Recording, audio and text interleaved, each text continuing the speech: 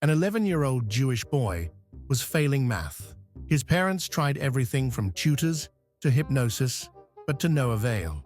Finally, at the insistence of a family friend, they decided to enroll their son in a private Catholic school. After the first day, the boy's parents were surprised when he walked in after school with a stern, focused, and very determined expression on his face. He went straight past them, right to his room, and quietly closed the door. For nearly 2 hours, he toiled away in his room, with math books strewn about his desk and the surrounding floor. He emerged long enough to eat, and after quickly cleaning his plate, went straight back to his room, closed the door, and worked feverishly at his studies until bedtime. This pattern of behavior continued until it was time for the first quarter's report card.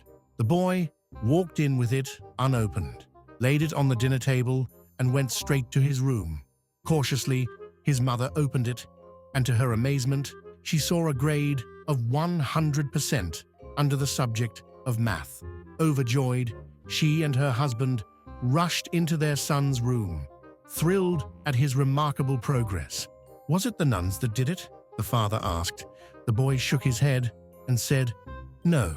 "Was it the one-to-one tutoring? The peer mentoring?" asked the father. "No," replied the boy. "The textbooks? The teachers? The curriculum?" "No," said the boy. "Then what was it?" his father asked. The boy replied, "Well, on that first day, when I walked in the front door and saw that guy nailed to the plus sign, I knew they meant business." In a small town, there are two evil brothers. Over the course of many years, they cheated, swindled, robbed, and generally stole from everyone they ever did business with. The entire town and surrounding community despise these two brothers, as everyone is aware of how dishonest they are. One day, one of the brothers mysteriously dies. Although neither of the brothers have ever attended church, the remaining brother offers the local pastor a large sum of money to say some good words at the funeral.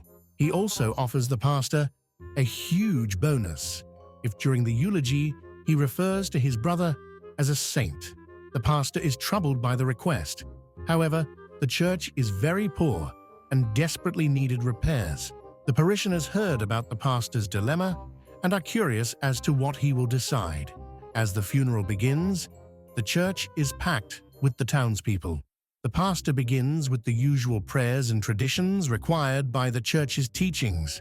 In closing, he pauses and turns to face the remaining brother. He begins, "As you all know, the departed was an awful individual.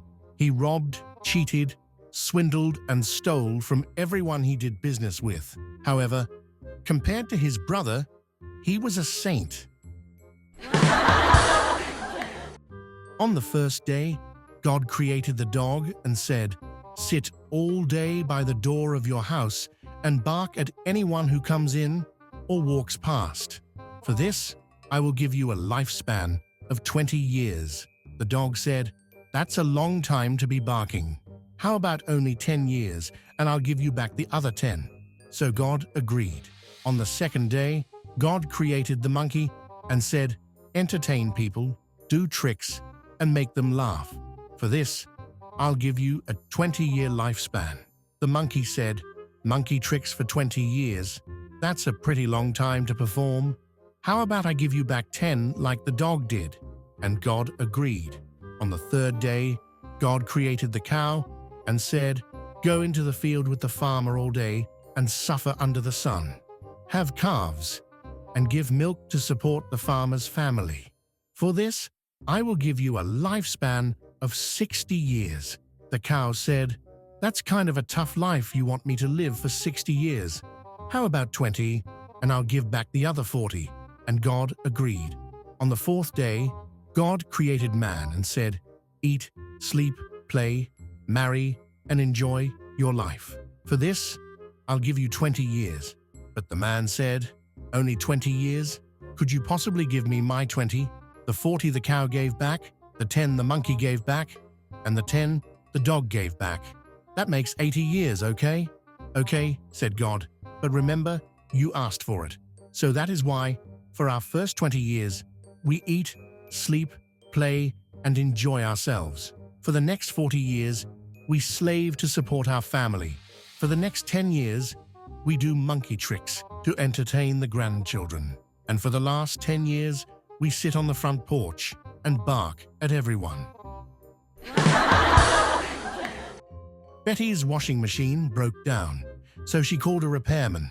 She told him, "I'll leave the key under the mat. Fix the dishwasher, leave the bill on the counter, and I'll send you a check. Oh, by the way, don't worry about my bulldog Spike. He won't bother you. But whatever you do, do not, under any circumstances, talk to my parrot. I mean it. Don't talk to my parrot." When the repairman arrives at Betty's house the following day, he discovers the biggest, meanest-looking bulldog he has ever seen.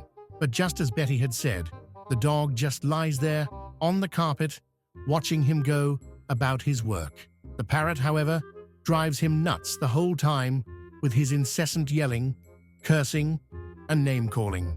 Finally, the repairman can't contain himself any longer and yells, "Shut up, you stupid, ugly bird," to which the parrot replies, "Get him, Spike." A church puts an ad in the newspaper for a person to ring the bell in the belfry on Sunday mornings. No one applies for the position except for a young man with no arms.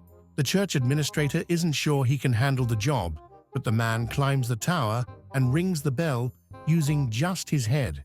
On his first Sunday on the job, the man gets a little too excited and hits the bell a little too hard with his melon. He falls from the belfry and lands on the church steps. Two parishioners late for services rush past him. "Who was that guy?" the wife asks her husband as they enter the church. "I'm not sure," the husband replies, "but his face does ring a bell." Two unemployed guys are talking. One says, "I'm going to become a lion tamer." The other replies, "That's crazy. You don't know nothing about no lion taming." "Yes, I do." "Well, okay, answer me this. When one of those lions comes at you, all roaring and biting, what you gonna do?"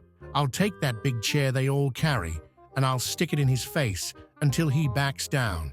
"Well, what if the lion takes that big paw and hooks the chair with those big claws and throws that chair out of the cage? What do you do then?" "I'll take that whip they all carry, and I'll whip him until he backs down."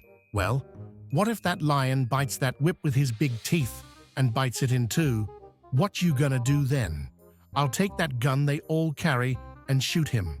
"Well, what if that gun don't work? What will you do then?" "I'll pick up whatever's on the bottom of the cage and I throw it in his eyes and I run out of the cage." "Well, what if there ain't nothing on the bottom of the cage? What you gonna do then?" "You ain't thinking none too clear, 'cause if that lion comes at me and he throws the chair out of the cage and he bites the whip in two and my gun don't work, there's going to be something at the bottom of that cage." My friends, if you want to watch other funny jokes, subscribe to the channel.